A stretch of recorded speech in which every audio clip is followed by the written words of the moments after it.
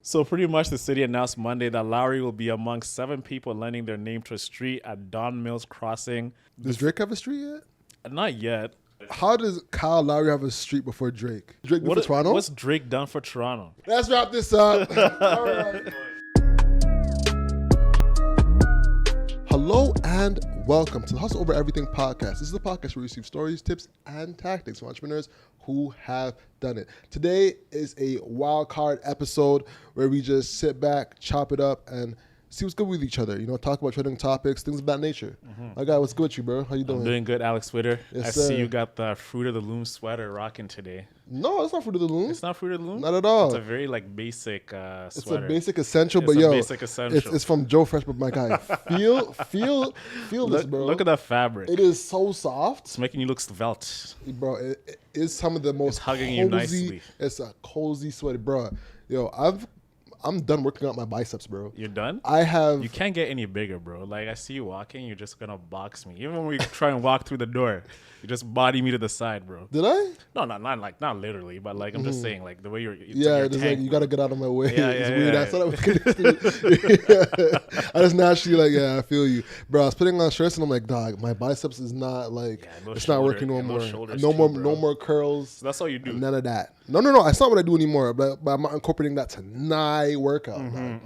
But yo, let's get talking about these trending topics, bro. You know what? Before we get to trending topics, actually, I've been on a wormhole talking about mushrooms, bro. You want to talk about this real quick? You mushroom coffee, and on that topic of the coffee, like, can you just alert everyone what you just did when you came in today to record?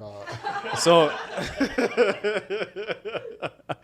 guys, so Alex knows I love drinking coffee. I have like a very, it's a pretty expensive machine in the back over there. It's an espresso machine. That's how I roll. And I drink these Nespresso pods. So Alex knows I'm obsessed with these pods. He comes in today in this Christmas bag. He's just like, hey, I got you a gift, man. And I can see Alex's face. He's looking so proud. He's just like, yo, I'm about to bless this guy with some with a treat. I look at it. It's like a bag of coffee pods, not even espresso pods, just general. I think these were, they look like they were, I don't know, some like off-brand pods, not an espresso for sure. And I look at them. And I see like all of them at the bottom have been pressed with a pen, meaning like when you put those in the machine, that's like where the coffee comes out. And I pick a few up, all of them are like wet. And I look at Alex, I'm like, bro, like I think these are used pods, eh?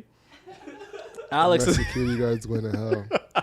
So let me give y'all the story. Oh of my what God, happened. bro. So, I don't know how you don't even check those things, man.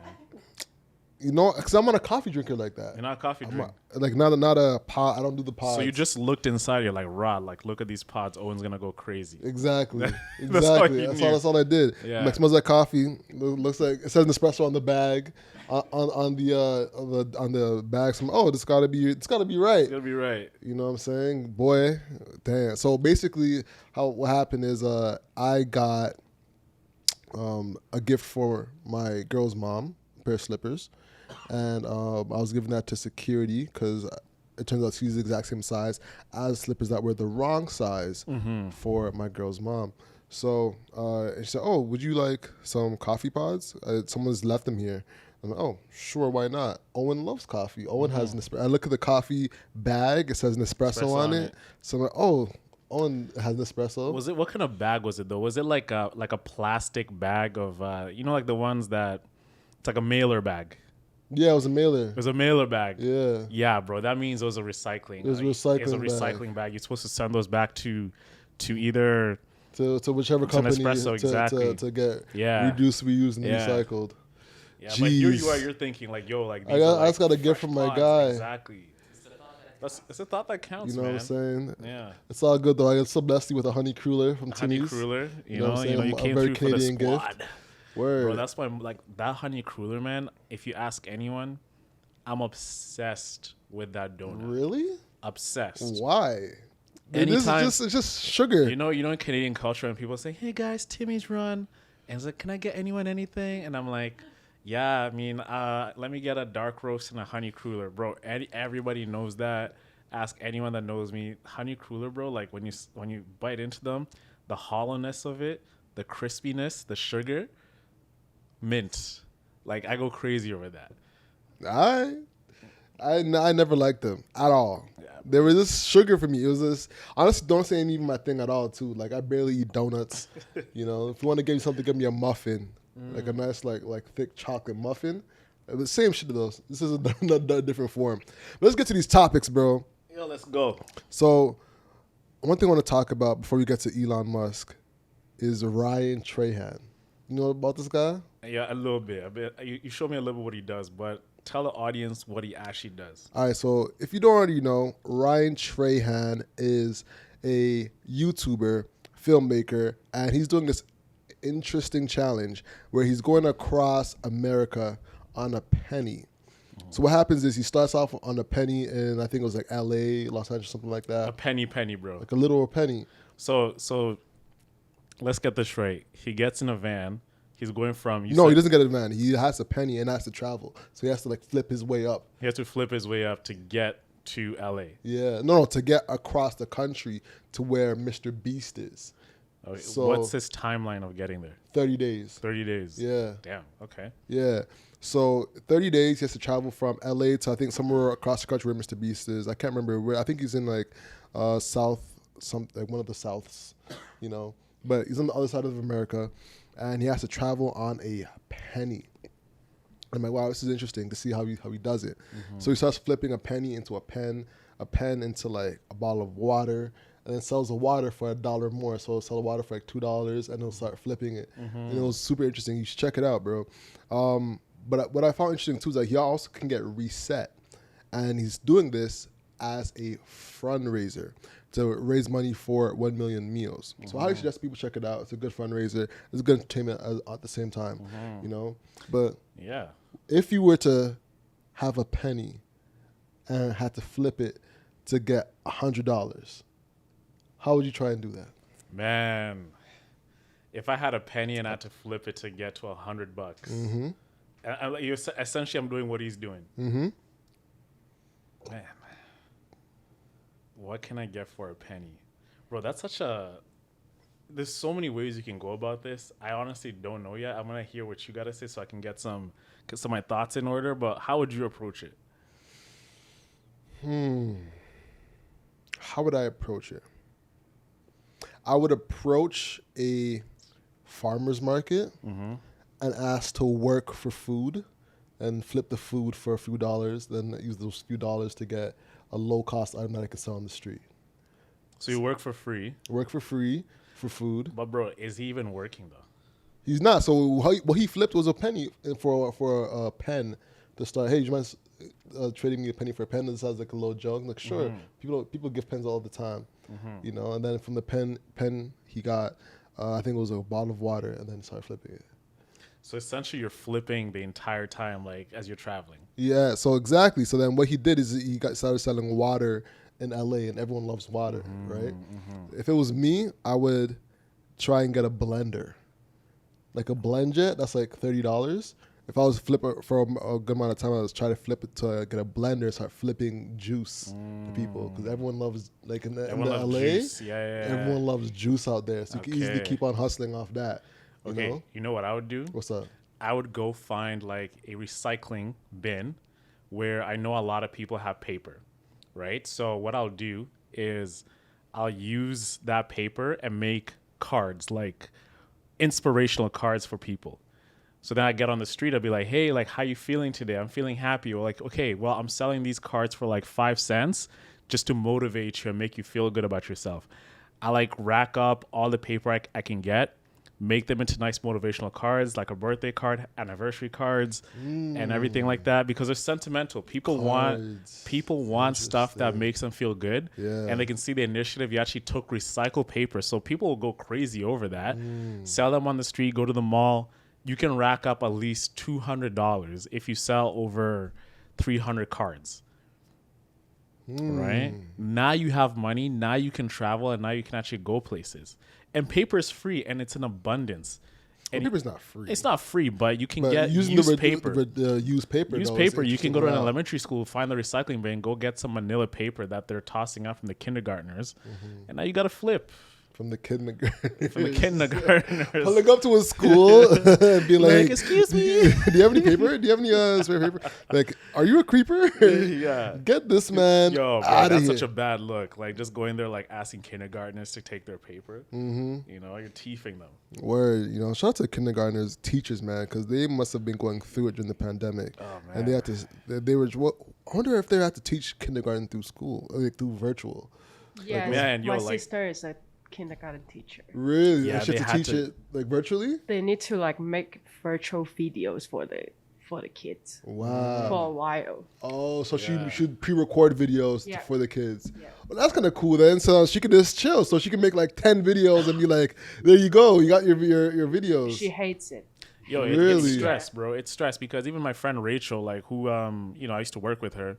She has a kid. Mm-hmm. She's like staying at home with her. Like, imagine trying to put like a little kid in front of a computer.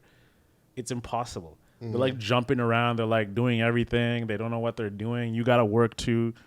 That whole thing was just stress. As a parent, I'd be stressed. I'd be like, get these kids back to school. Yeah, and Like, get me to work. Get me to work, man. I need peace and serenity, man. Not kids running around making noise. Facts. So you think Elon Musk is right for trying to get people back to work?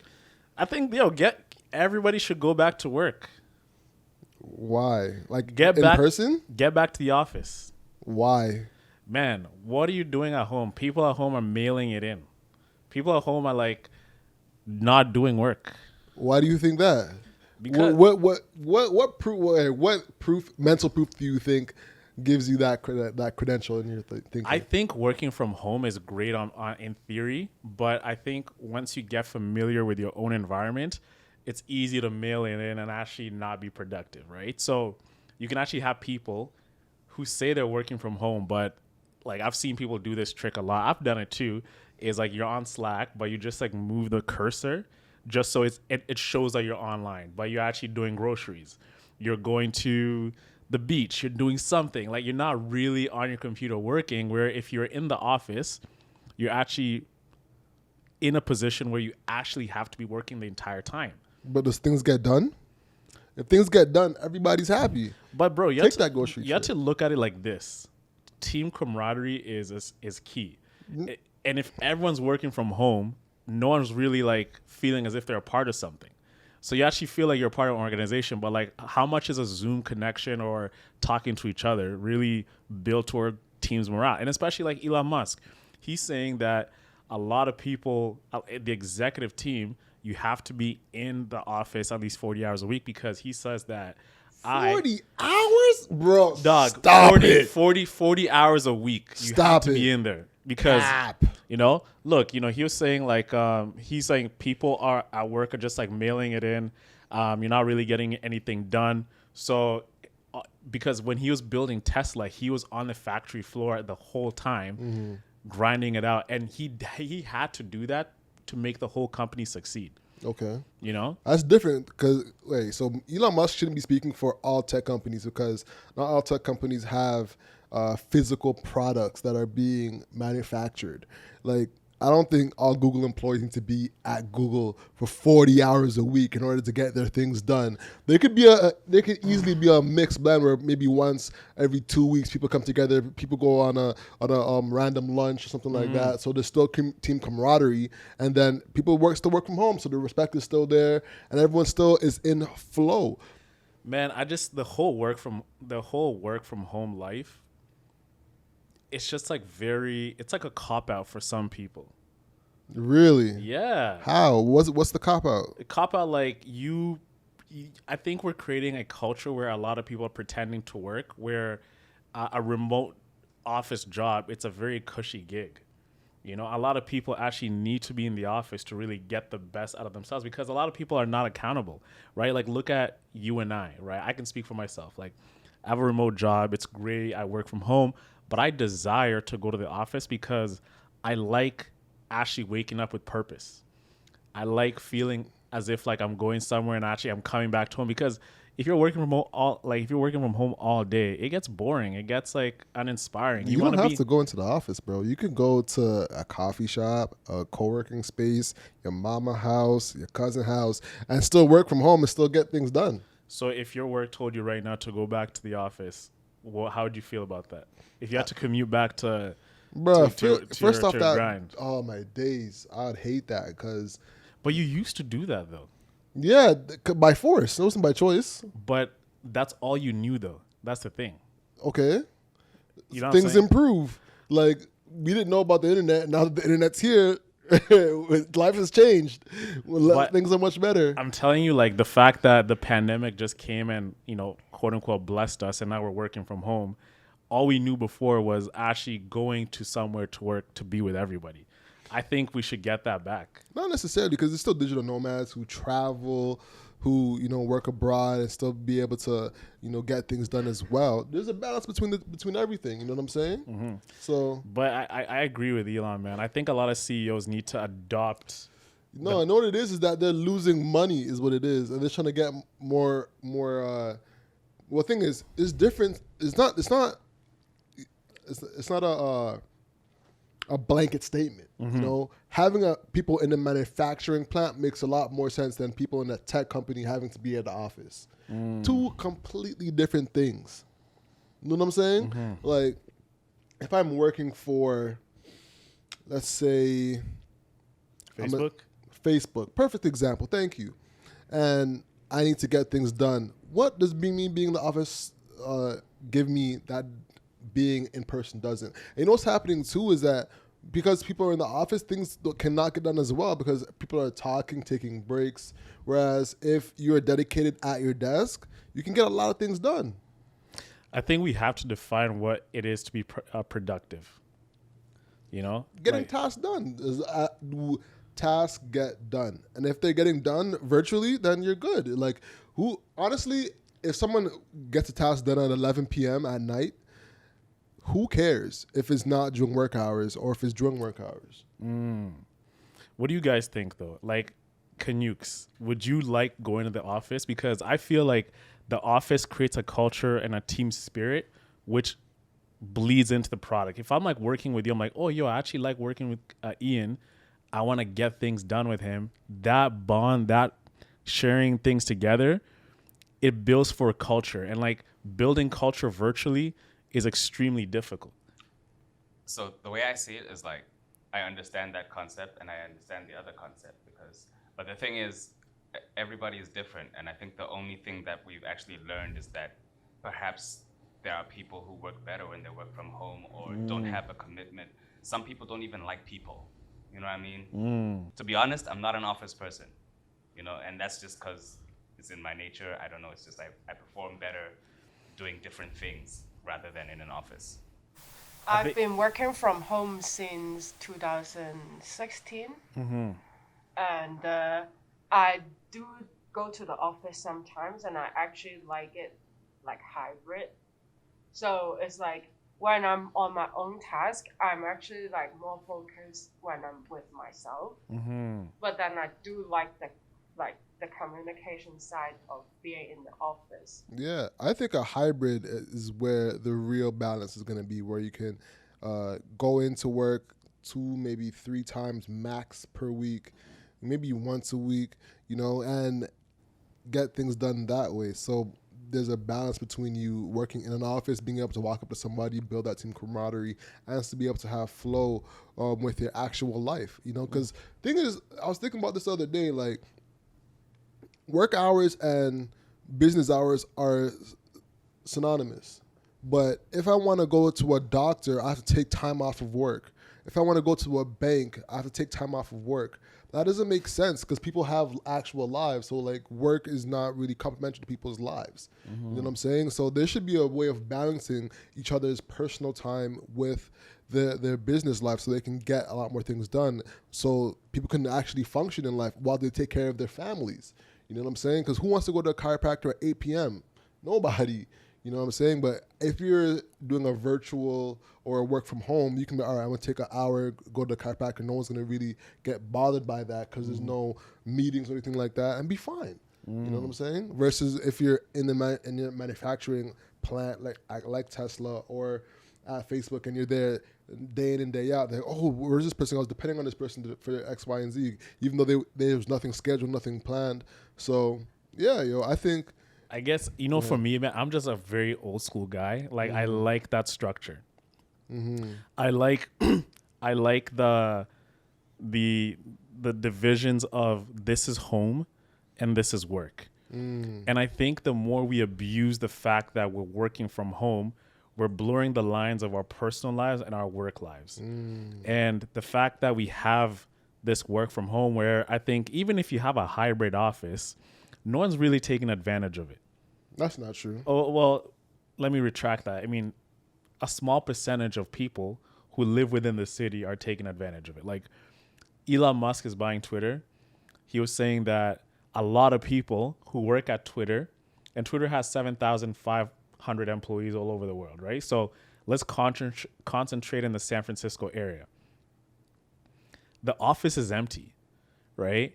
No one is in there except for admin people who need like IT. They need to keep the lights on. They need like security guys and everything. But everybody's working from home, and everybody, like, the office is not really being used, right? Because we've adopted this new life. So I think psychologically, by giving people that option to just work from home and like just be isolated, it's actually, bringing us further apart from like having like human interaction, because we're based on human interaction. So if you have like someone just going to the office just for a change of scenery, like, that's nice. But for a whole company to really win, if we're talking about being great entrepreneurs here, we're talking about building great teams, the best teams always worked together, like, in person, because there's a beauty in those spontaneous moments when you're all together and someone has like a crazy idea. Manufacturing ideas on Zoom, it's like, I can't feel your energy like that. I mean, if we're in the room together, like, I can look at you, I can like see how you're thinking, I can see how, there's like a drawing board over there. Like, that's where genius happens. But then how does that get lost in a hybrid where people can still come into the office and be like, hey, we're going to have a brain dump or whatever the name is of, hey, everyone come to the office, we're going to have a big chat on X, Y, and Z.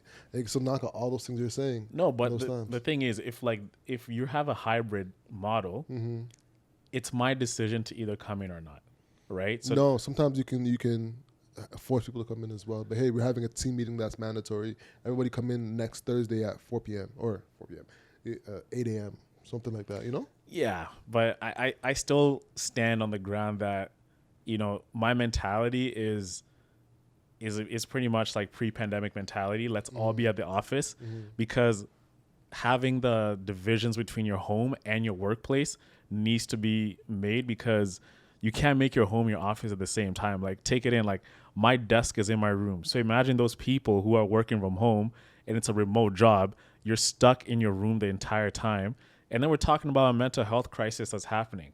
So now you're eating, you're shitting, you're sleeping, like everything, and then the same like quarters. Yeah. Like, who wants to do that? Yeah, just living in a box. They're living in a box. So that's what I'm saying. Like, I think some employers need to really take that like strong. I'm like, hey, look, it's mandatory for you to be in the office 3 times a week, right? 3 to 4 times a week. I'll give you Friday off. You can work from home.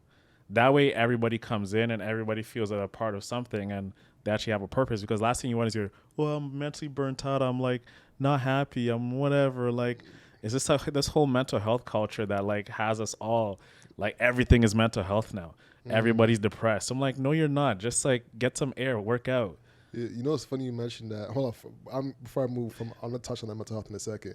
But one thing I think we're not talking about is that a lot of bad things happen when there's people in one place as well, because humans go human in that regard as well. So like the harassments, the workplace harassments, all the kind of microaggression that you can get in person doesn't happen as much. There still happens as much though on the virtual meetings. Doesn't happen as much. You get the in tinier microaggression. You can't, they won't touch you. They won't, say anything physically about you. Yeah. For women, it's good because they avoid, some women, like, they're naturally curvy. They look good. Like, no matter what they wear, they're always going to look sexy. Yeah. Right? So you can have like a young lady walking in, and just by the sake of her body being the way it is, it's not saying, you're not really dressed appropriately for work. Yeah. Which sucks. And a lot of teachers, that happens with them too. These teachers are teaching kindergartners, little kids. You have parents pressed just because the teacher is paying. and they're like, yo, like that's not appropriate. I'm like, okay, I'm wearing pants, I'm wearing a shirt. Yeah. It's just my body. Like, just say what you gotta say. Say I look good, and you're mad. Yeah. You know what I mean? Facts. But now going to the mental health part, you know what's funny? I think Charlemagne has legit changed.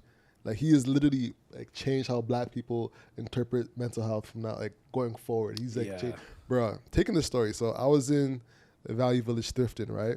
And I see this family come in, you know, mother, father, and like two kids, I believe, right? And so I'm in the men's section, my girl's in the girls section thrifting, and I can see the guy doing his thing too. And his kids are in the kids section of the thrift store, going for games, things of that nature, right? Kids being kids. Kids being kids. And you know how kids go though, right? The kids are started running around the store, being like, "Oh my God, look at this game over here! Look at this game over there!" Yeah. You know, doing their thing. And then the guy comes up and is like, "Jalen, if you don't get your ass back here, bro," you know, like, Yeah, just being a pops. just being a pops, like, "Get your ass back here," you know. So he goes and puts his kids together in one section and tells the woman to look at the kids, and starts walking back to the thrift store, to the men's section. And we just happen to be walking to the men's section at the exact same time. Mm-hmm. And You and this guy. me and this guy, Yeah. right? And as we're walking, I just say to myself, "Man, listen, you just made me so happy I don't have kids, man." And You said like, that to him. I said that to him, and he's like, "Take your time, bro. Take your time." And then he's like, "Oh, and as well, go to therapy, my guy. Make sure you go to therapy. I'm just starting now, and I'm going once a week, $100 a week for therapy every week." And I'm like, Damn, that's an investment. $100 a week. $100 Four a sessions. 4 sessions a month. exactly. Sheesh. Four Your bills a insurer, month. your insurer better be like, you better be covering insured. that. You know what I'm You saying? know what I mean? Yeah. But then I was like, damn, Charlemagne really did it. This man don't know me from a can of paint. But he did it for you too. For sure. Because you were like, I know you take like mental health, like I'll therapy take it sessions. seriously. Yeah.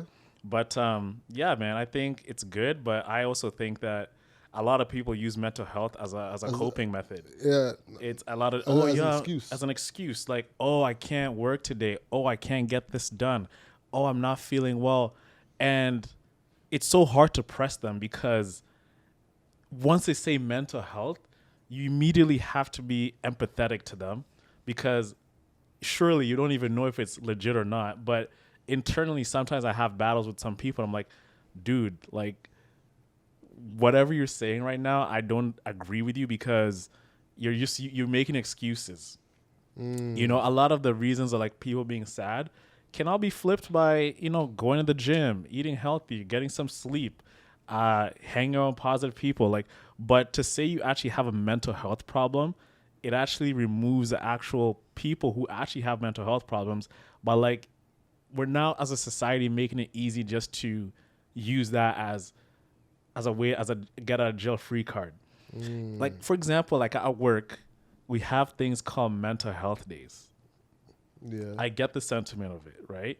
But I think where I used to work before, people were abusing them all the time for like, and they're unlimited too. I'm like, bro, like Unlimited mental health days? unlimited mental health days, man. What?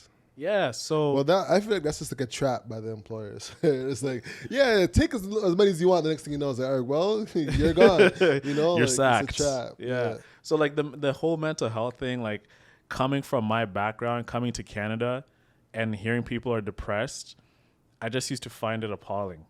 You know what I'm saying? Because coming from like my country, and you know, you see the worst of the worst. Like people who are struggling to even people are living in shacks built out of mud, but yet they remain so happy, right? So you have people who have nothing, who have all the reasons to be depressed, but they're making do with everything that they have, and they're getting by. And then you know what coming from understanding this mental health thing, coming to Canada, seeing how everything is, like such a beautiful country, like, you know, you feel bad if you don't do something with your life if you live in this country. Like if you have a Canadian passport, you're living in Canada, you can change your life if you really want to.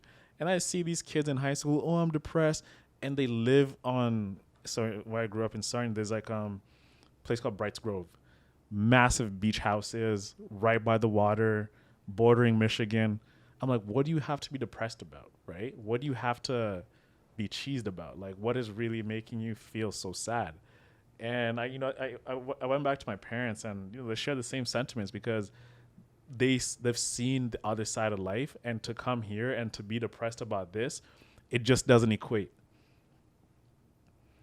You know what I'm saying?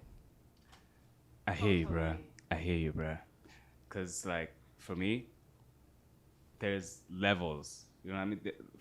For me, coming from my country, I think it's a good thing because normally we don't talk about. There's no such thing as, like, I used to think this is like for lack of a better word, I used to think it's like, oh, these are like Caucasian struggles. Yeah. You know what I mean? Like, to me, I'm like, what are you talking about? It's like that show. What's his like? He says Maine all the time. When I'm Maine, is Gooding? Is it Cuba Gooding? Cuba Gooding? Say it again. Is it Cuba? Cuba? Cuba? My twin. Cuban Gooding Jr.? My twin. It's not Cuban. It's Cuba. Cuba. Who the hell are you guys talking Bro, about? that show with Jesse Smollett. Jesse Smollett. Power. It's not Power. Power? So I'm yo, just going to let y'all rock. Keep going. Right. So the show is essentially, it's not Cuba Gooding Jr., but he looks like him, and then he has 3 sons. He's Terrence Howard? Terrence Howard, yes. You thought Cuban Gooding Jr. and, Bro, and Terrence Howard like I the got same? confused with that. Like, they all have a similar, like, look. No. Yes. No. Yes. Not at all. Terrence Howard and Cuban Gooding Jr. look nothing alike. They're just light skinned. Please do. Put them like right around here so they can. But man, They're just light skinned. they're just light skinned. That's what they got. But like, he had a show, like the show. I don't know what show that was, but No, take a guess. What show is it? it was not Power.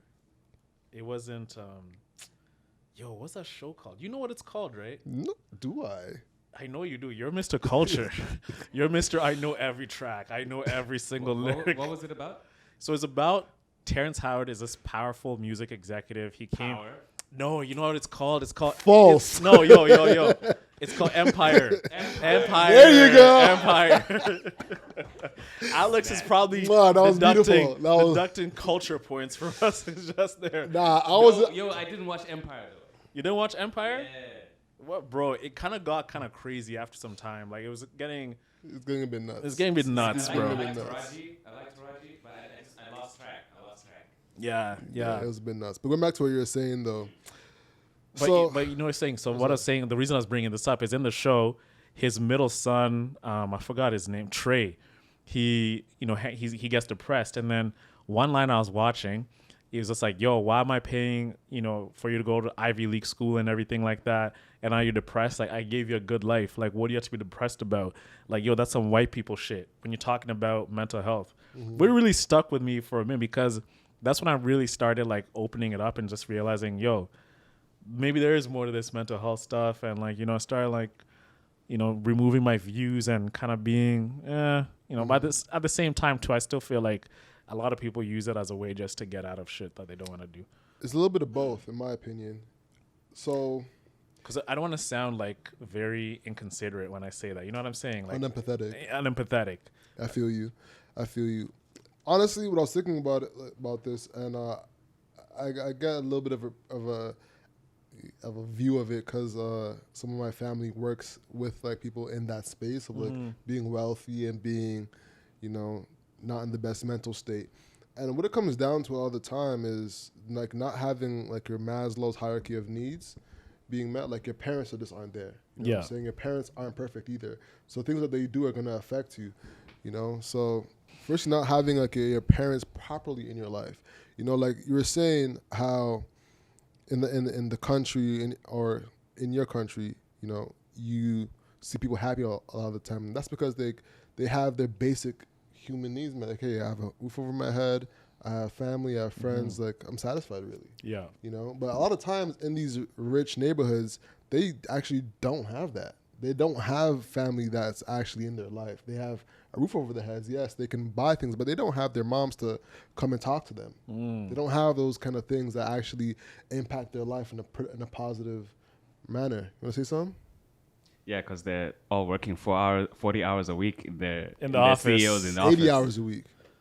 Yeah. But yo, honestly, I'd rather be miserable in a Bentley. Mm-hmm. I'd rather be rich than like have nothing and be like happy. Not like that, but I'd rather like I'd choose the life of wealth over being sad.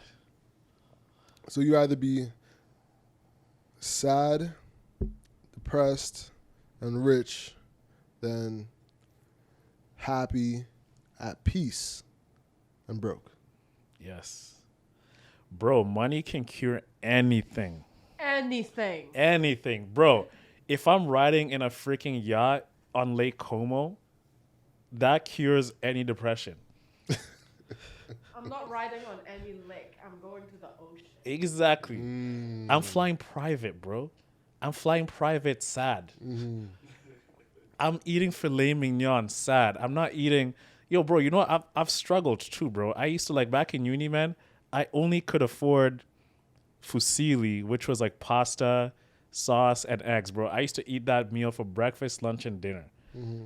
And I was like happy, but would I rather eat that and I'm depressed and poor? I'm like, no. Were you happy? I was not like, Yeah. no. I was not like happy with my station, but like I was going for more. I did not want to settle and like dwell in my own misery. So you're miserable. Misery in terms of like my living situation of not having means towards having like meals. Friends asking, hey, you want to go to the club this week? Or you want to split a bottle? Or you want to do this? I'm like, no, I can't afford that, bro. I mastered the best skill you can possibly master. I was able to stretch $20 for a week. If you can stretch $20 for a week, you can make it anywhere in life. I'm telling you, like, bro, I used to buy eggs $3, so it's like 12 eggs in a pack. Eat one egg a day, right? Take a TTC pass, buy one TTC pass, abuse that for 2 days. So that's what I'm using. You know, like back in the day when you used to flash that little ticket. But yeah, flash the little top of the transfer. That's a transfer. Most definitely, every I'm- Toronto person has done that. Bro, and then They do in Vancouver. and then Oh, that's what. So then bus fare, to get new bus fare, I'll take like $1, get like many pennies and and Little dimes, change, just dash clink, them clink, in the, clink, in the clink, clink, thing, clink. and Some I'm clinks in are there. good. I'm good, You're walking through. bro. And like that was it. Then for work, you know, when I used to work at Abercrombie, I'm buying junior chickens for my shift work. Like that was a survival of. Like, I went to the school of hard knocks. Like dropping out of school at Ryerson and like actually, like my parents cutting me off and actually having to survive by myself was the best education I could ever have. Bro, I remember walking down the street on Dundas. It was so painful because I'd moved out of Liberty Village, and I was so pressed because I didn't have any money. Like no one's really picking up my calls. And the bill had gone into collections with Rogers because my boy was like, you know, he kind of turned me and my other buddy out once we moved out. But he kept using the internet, I don't even know why we got a landline as a phone, right? And then we also had cable. So we're paying like $99 a month. And he was supposed to be e-transferring me the money, me being like, yo, you're my buddy.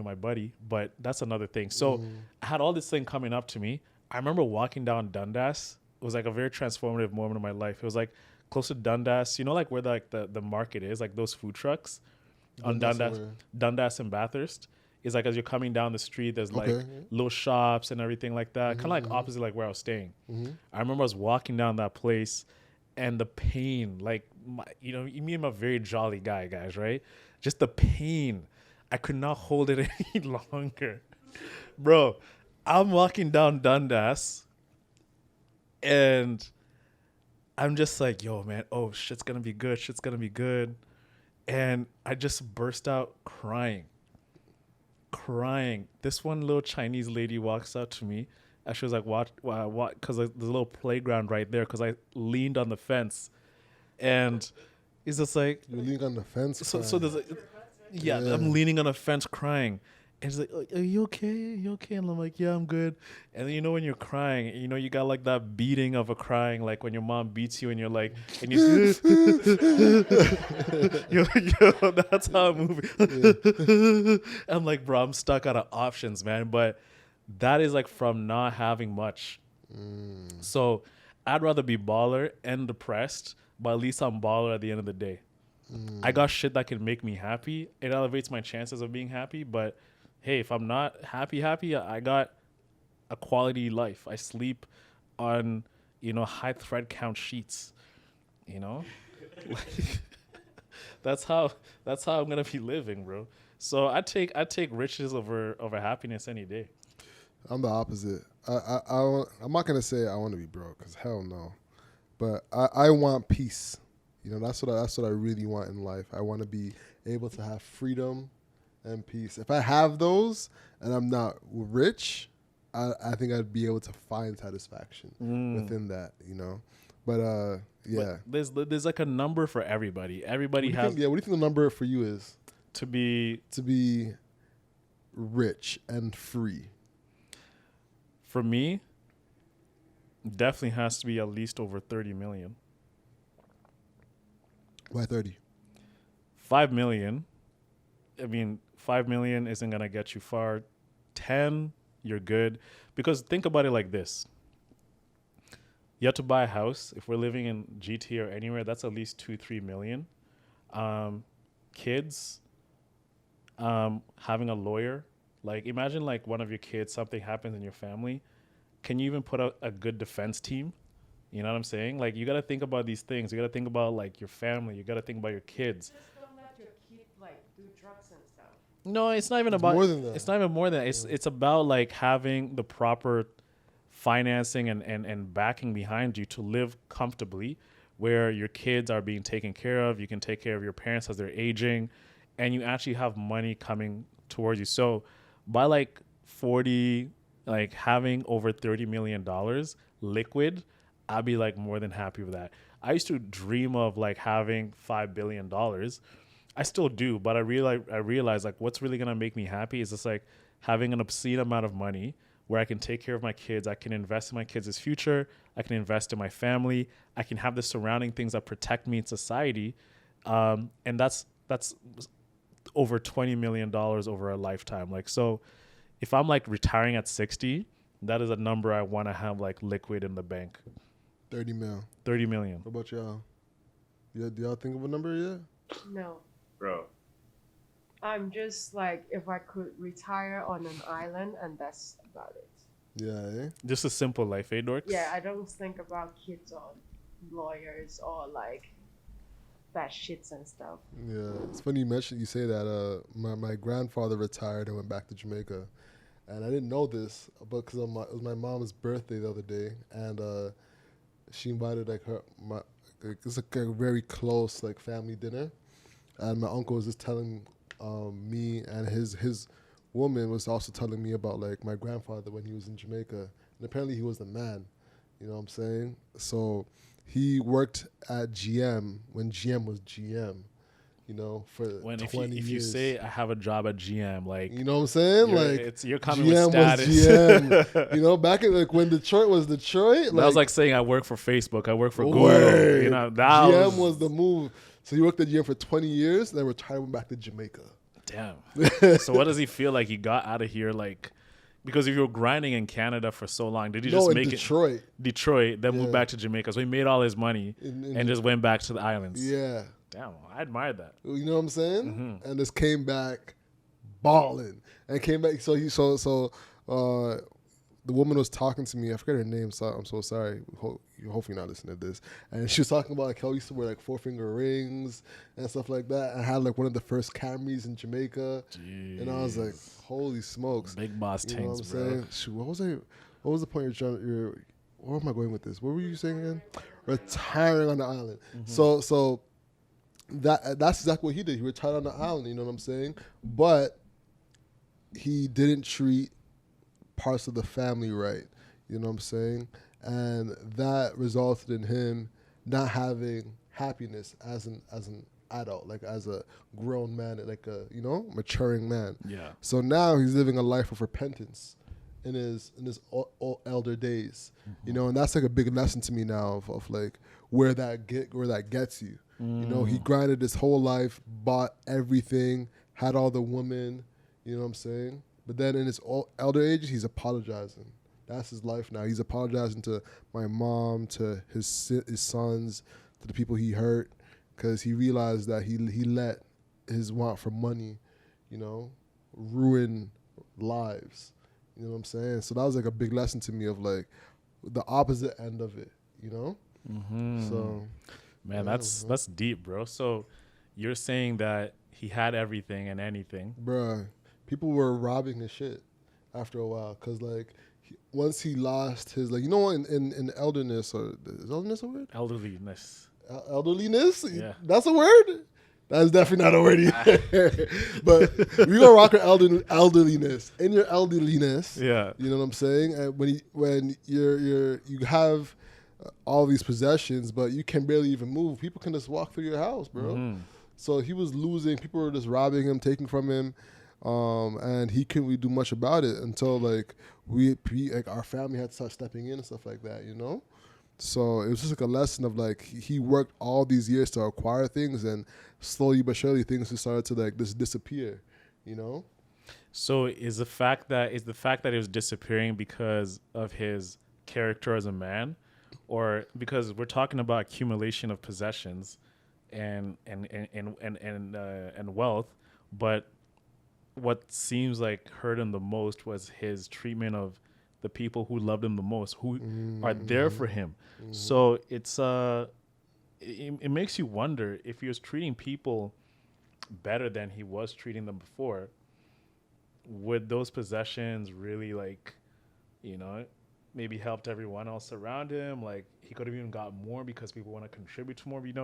They always say when you have something and you give it away, you get more in return. Like when you start with little, like you'll be given with more, right? And even when you have something little, it's one of my things my mom taught me. Is just like, Owen, like whenever someone asks you for anything, water, food, clothes, whatever, just give it to them. And like it's such a great way just to live life, because you always end up getting more back in abundance. So do you think he had this scarcity mindset of like, I'm just gonna like F all of y'all, I'm just gonna like live my life, I'm gonna get rich, I'm gonna do whatever, and people are coming back to him as like revenge, like, yo, we're just taking this things that you think you're better than us, you're flashing a Camry and everything like that? Nah, don't get me wrong. Like he gave to the family. He gave homes to family members. You know what I'm saying? Like Homes. Gave Gave them plural homes.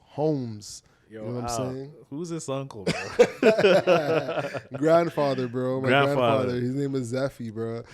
Take it in. So I'm at my mom's birthday dinner, and she's like, Zeffy? This is talking about my grandfather. Zeffy?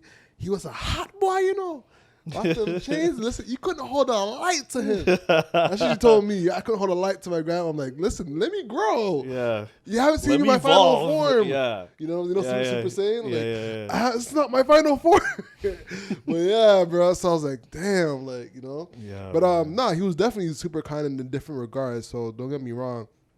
But he was the man at the same time. Like I have a uncle that's 19.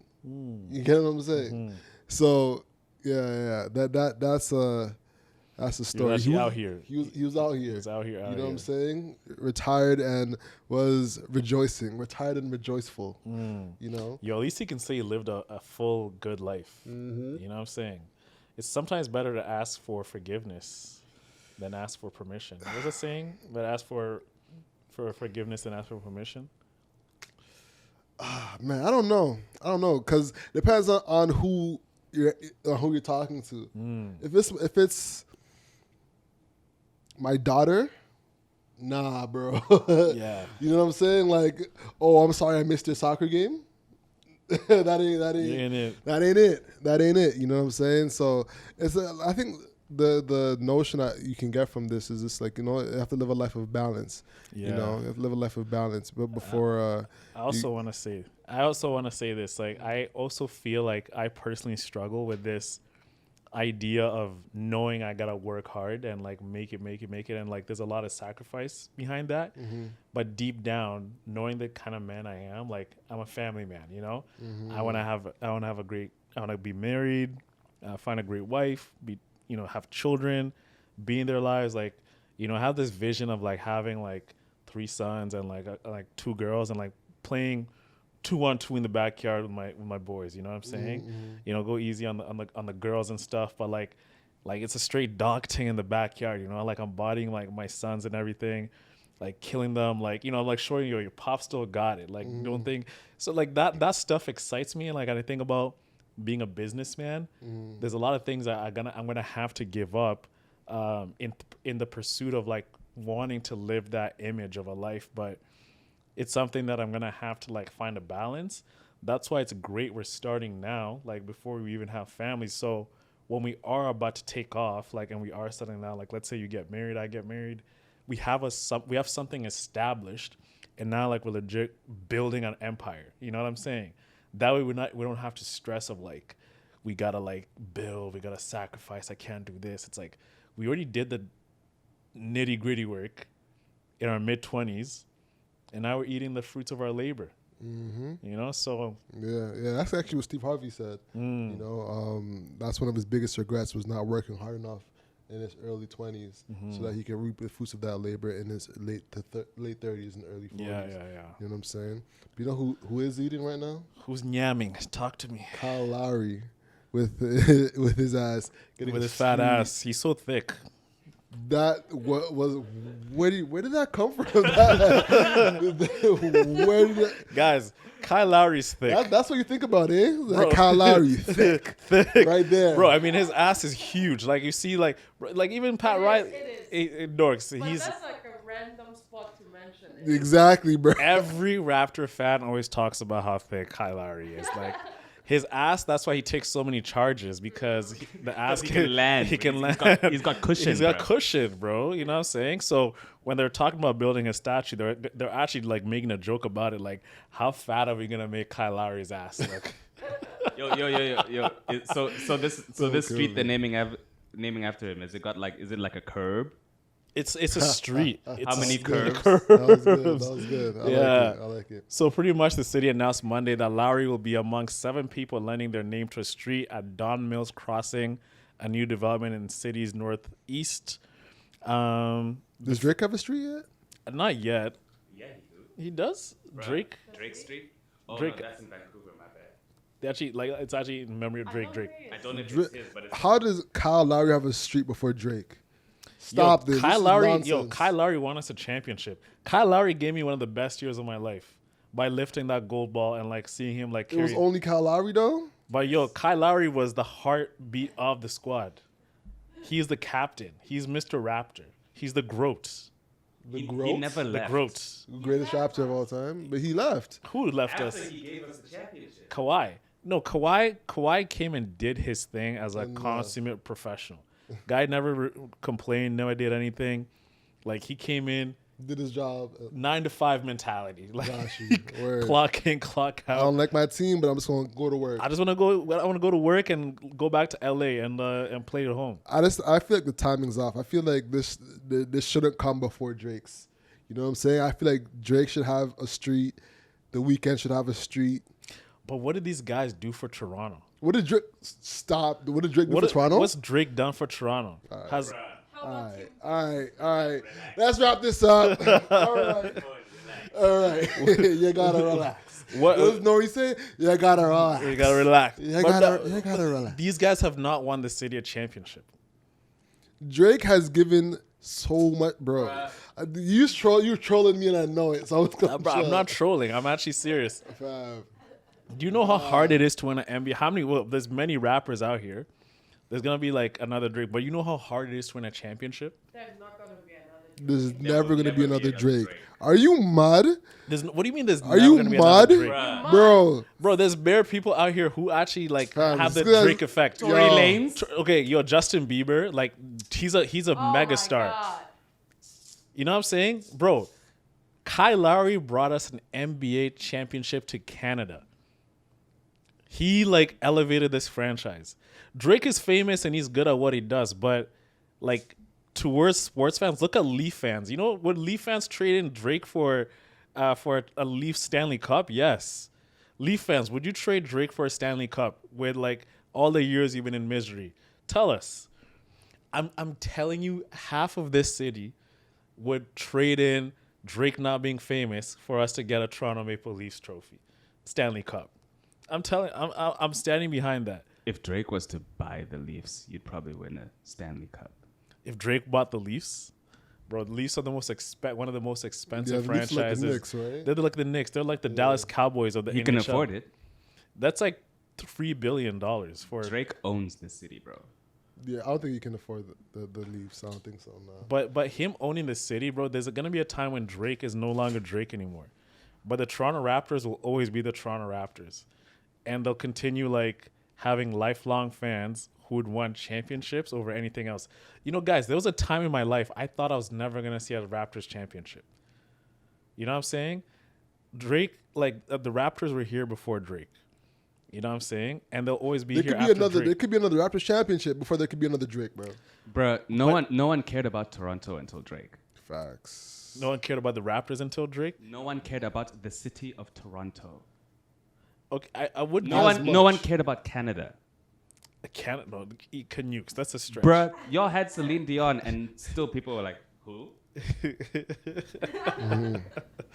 But That's a all fact. in all, Kyle Lowry is getting a street named after him. I have a lot of Kyle Lowry memories around in my house. I have like his jersey hanging on my wall. I have a little raptor, like a head of a like actual dinosaur raptor on Kyle Lowry's body.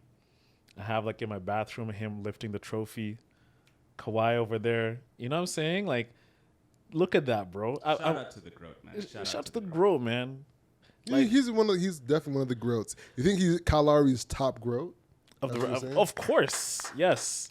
More than DeMar, more than Kawhi. More than Vince Carter. More than Vince Carter. More than Vince Carter. Yes. Longevity, sticking to the club, leading us to a championship, and just being like the engine. Okay.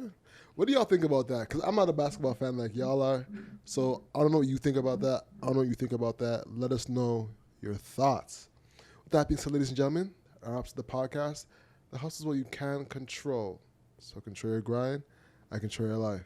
I'm Alex. And I'm Owen Osinde. That's the show, y'all. Have a great week, everyone. Peace. Peace out.